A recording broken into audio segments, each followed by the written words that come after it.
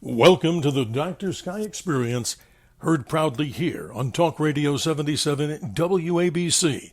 As we like to say, and many others agree, the crown jewel of radio, heard in over 173 countries and all 50 states. Beaming out of New York City, the nation, the world, and out into the cosmos. And we're here on Red Apple Audio Networks. And to learn much more about the great podcasts and programming here, visit WABCRadio.com. Let's continue now as we move into month number 10, October 2024. And lots of things are happening. By far, by a vote of the public, and I'm sure you might agree, or if you've heard this for the first time, I hope you would agree, that a most amazing comet, soon to be visible in our skies, has just passed its closest encounter to the Sun. It's a comet officially known as Comet 2023 A3, otherwise known as Comet Chu-Chin-Shan Atlas. The Chu-Chin-Shan part of that description comes from its discovery at a Chinese observatory known as the Purple Mountain Observatory, and thus, as we convert that word, Chu-Chin-Shan, into the Purple Mountain Observatory. Why is this comet important? Out of the deep dark recess of the solar system where comets lie, these are objects that are left over from the creation of the solar system billions of years ago. It's alleged that this particular comet has an 80,000-year period, so if you're lucky enough to see it, be part of history. The comet passed closest to the Sun back on September the 27th and is now putting on a regularly, probably a good show in the morning sky just before sunrise, but the best is yet to come. The comet will be closest to the Earth on October the 13th, no problem of it hitting us, at a distance of just a little over 43 million miles. Dr. Sky suggests that you prepare for its evening apparition. In simple language, that means the comet is transitioning from the morning sky into the evening sky. And guess what? This comet could also be visible in daylight. Now, if that sounds to be a most amazing statement, we'll go back to the year 2007, when a comet known as Comet McNaught was easy to be seen just next to the brightness of the Sun. But we warn you about abusing binoculars or telescopes when any object is that close to the Sun. But here it is. We find the best times for looking at this comet, Comet Chu-Chin-Shan, will probably be somewhere between October the 12th and October the 16th. For sky watchers that may want to try this experiment, I caution you ahead of time. The comet, as I mentioned before, may be just a few degrees away from the Sun. On the day of October the 6th, the comet will be some 10 degrees to the right of the Sun and may be as bright as the planet Venus. Continuing on October the 2nd, some 7 degrees to the right of the Sun. October the 8th, about 4.5 degrees above the disk of the Sun. October the 9th, 4 degrees above and to the left. And finally, October the 10th, the comet, if visible in daylight, 7 degrees to the upper left of the Sun. But take preparations and always protect your eyes. How we did this, and I don't really recommend it, is that we blocked the Sun with a building and carefully observed this particular object, the comet, by scanning the skies, making sure that you were careful enough not to let the light of the Sun get into the binoculars. But for the rest of us, I recommend the safe viewing. Starting on the evenings of October the 12th through the 16th, the comet may lie just a few degrees above the horizon in the western sky just after sunset. By that particular time, the comet may have forward scattering of its light, meaning that you will be able to see the tail where the Sun, of course, is illuminating it from the back end. This tail could be a few degrees to up to 10 degrees long, making this comet, Comet Chu-Chin-Shan, an amazing sight.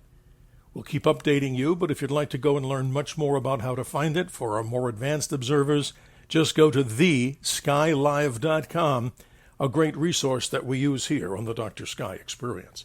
And if you thought that was just the big story of the month, another new comet, a sun grazer, known as Comet 2024 S1, was just discovered. And this particular comet may also be bright in the evening sky toward the end of the month of October. We'll keep you posted on that. And so many more interesting things are happening. Let's turn our attention to the Sun and Solar Cycle 25. Just a few days ago, we realized that the Sun put out one of the most amazing X-flares of this whole cycle. And as we move on here to October the 3rd, the day we're doing this pre-recording, we find the most powerful solar flare of this solar cycle 25 appeared near the center of the sun. On the X-level scale, the highest scale, it was upwards of a 9. That's pretty powerful. It simply means that if you keep your eyes looking to the northern sky any time after midnight, you may get to see sightings of the most beautiful aurora borealis. The moon was new on the 2nd. It was at apogee or farthest on the 2nd also.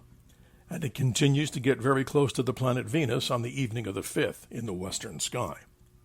Also, the moon moves on to first quarter on the 10th, a great time to observe the moon in a pair of binoculars or a telescope to see the difference between light and darkness on the surface of the moon. The best of shadow relief is then visible to your eye. The moon reaches perigee on the 17th, with another of the beautiful full supermoons occurring on the 17th of October. We also find the moon moving on to its last quarter on the 24th, and the cycle and the beat goes on. For planets, as I mentioned before, the moon and the planet Venus are close on the evening of the 5th, in the west after sunset. The planet Saturn is high in the southeast at sunset. A telescope will reveal a nearly edge-on ring system, most fascinating, for sure. For early morning risers, by around 5 a.m., look nearly overhead, 5 a.m. local time, your time. The planet Jupiter lies high up into the sky in the borderline area of Taurus and Gemini, and just a little bit to the left, the planet Mars, the red god of war, moves into the central region of the constellation of Gemini, the twins. So much information here and so little time to talk about it, but if you happen to have a question or comment, I am there for you. My email is drsky@gmail.com, and we do appreciate all the information that you give us back in the form of emails, all positive. And again, thanks to owner and operator John Katzimatidis and family for permitting me to be on his radio station, your radio station, ladies and gentlemen. Talk Radio 77 WABC every Sunday on the Cats Roundtable, and then every other Wednesday we go on to Frank Morano's great show, The Other Side of Midnight, where we both agree to change the name, albeit for an hour, to Cosmic Conversations with me, Dr. Sky. Stay in touch. There's so much to see. And also, to wrap it up, an interesting meteor shower on the morning of the 21st. We're talking about the Orionid meteor shower. If you get to see any of these meteors looking high into the east just before dawn, and then high into the south, literally just at the time of sunrise, you may get to see upwards of 20 or 30 of these so-called shooting stars.